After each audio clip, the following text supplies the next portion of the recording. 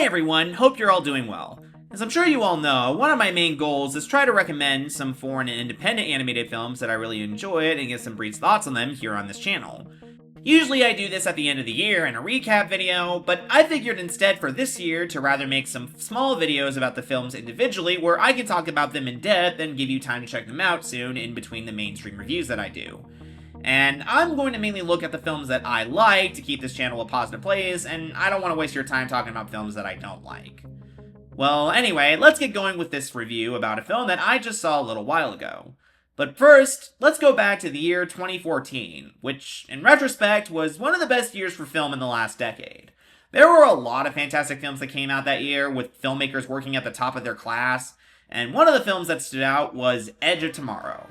The film was directed by Doug Liman, the director of The Bourne Identity, and starred Tom Cruise and Emily Blunt as it followed Cruise as a soldier who was battling aliens that invade Earth, where Cruise's character, William Cage, ends up getting caught in a time loop after he gets killed by the aliens.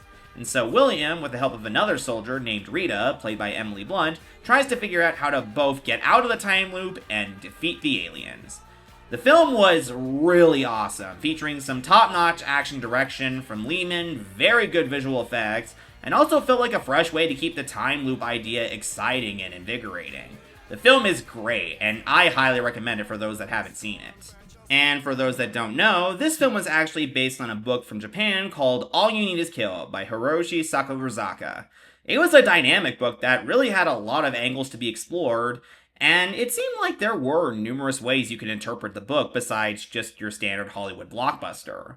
And now we got a new anime film that takes a look at this book with the same name, All You Need Is Kill, produced by the animation studio Studio 4C, the studio behind films like Mind Game and Tekkencrete. And this is a studio I've definitely enjoyed some of the films for, though the only one I have truly loved was Mind Game. But as a fan of Edge of Tomorrow and this story, I was really curious to see how this new anime could take a stab at the story. I mean, there was a lot you can do with a new take on the time loop angle, where a character has to battle aliens over and over again. And while I do prefer Edge of Tomorrow a bit more to this, I still really dug All You Need Is Kill a lot, and I think it's a really fun film filled with some top-notch action and some dazzling animation. It's really a trip to be seen, and I had a great time watching it. The film follows a girl named Rita who has been tasked in a military program to destroy an alien flower that has come to Japan called Daryl. One day, Daryl unleashes a bunch of alien creatures from its core that ends up killing Rita. However, she ends up waking the very same morning and quickly realizes she's stuck in a time loop.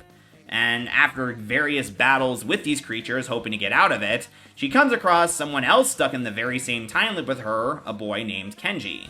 And thus, the two try to figure out not only how to get out of the endless time loop they're in, but also defeat Daryl once and for all. One of the things that sets this film apart from Edge of Tomorrow is it really feels like a new interpretation of the book rather than just a full-on remake.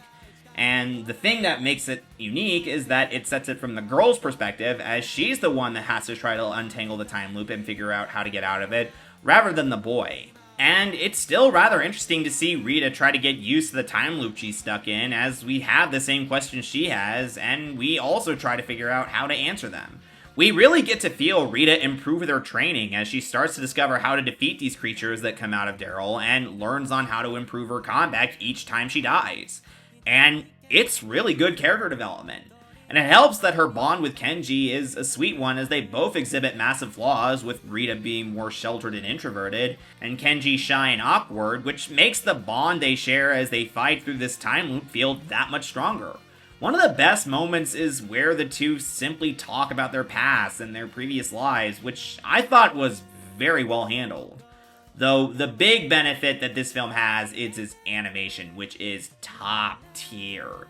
The action is very well staged and thrilling, and it just simply pops. There is a lot of psychedelic influence that you can feel in this film with its bright colors and trippy character designs that makes it feel like there was acid baked into the negative itself.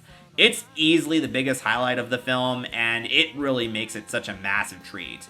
And above all else, it's a film that really doesn't hold back with how brutal it can be, because it can get quite bloody. That being said, I don't know if I personally would have given this an R rating like the MPAA. I think I've seen anime films that are a bit more intense than this. but I still applaud the filmmakers for not holding back with making this as intense as they could get.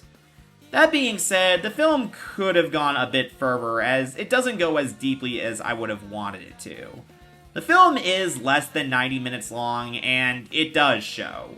Its first act is pretty rushed, and it goes by way too quickly, and I do think that the film really could have gone further with making more with what they have, especially since the characters can be a bit surface level. As much as I like the bond between Rita and Kenji, you're only given so much about them and aren't allowed to get as nitty-gritty as you could.